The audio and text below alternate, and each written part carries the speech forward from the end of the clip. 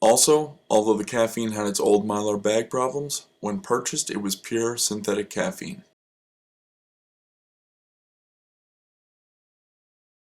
Sorry for the lack of footage on some of this, it just didn't happen. This is old footage that I have, so hopefully you can forgive me for the quality of the filming and lab setup and stuff. Not that I'm any better now, I don't know.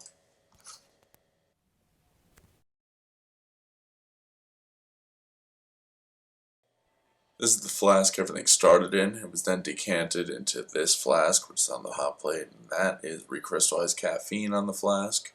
Most of it's on the inside there. There's one drip on the outside. But, yeah. The solution was not filtered hot, but maybe it should have been because of the presence of insolubles.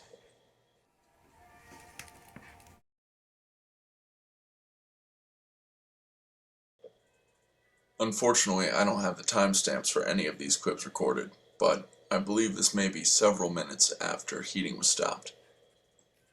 Specks can be seen floating around in it, and most of this is precipitate, but some of it might just be small pieces of an old Mylar bag it was in, or hairs or something, and the precipitate might be growing off that, like nucleation sites.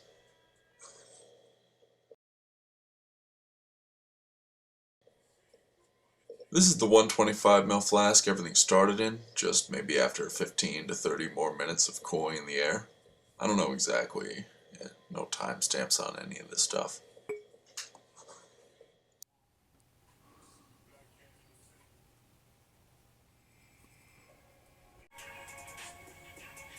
It won't focus.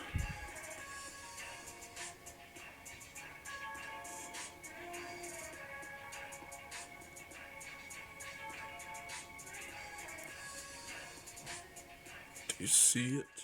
Precipitate floating around counterclockwise from our view.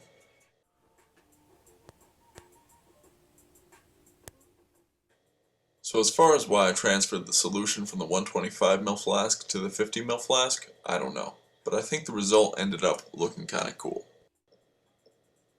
A little bit more time's passed, a little bit cooler solution, a little bit more precipitate evident. Cool refraction from the glass and its wavy surface, huh?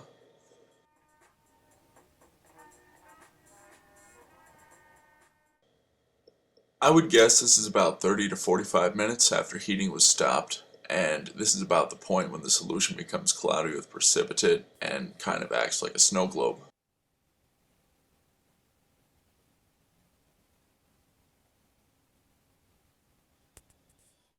The original intent of this procedure was to remove water-soluble impurities from the caffeine through recrystallization, but I don't remember if the final product was filtered, and if not, they wouldn't have been removed.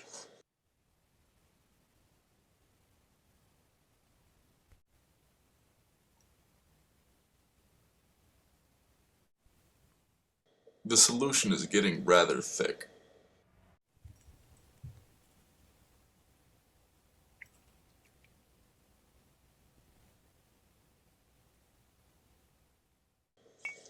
If I had to guess, I would guess about an hour and a half has passed since stopping heating at this point in the video.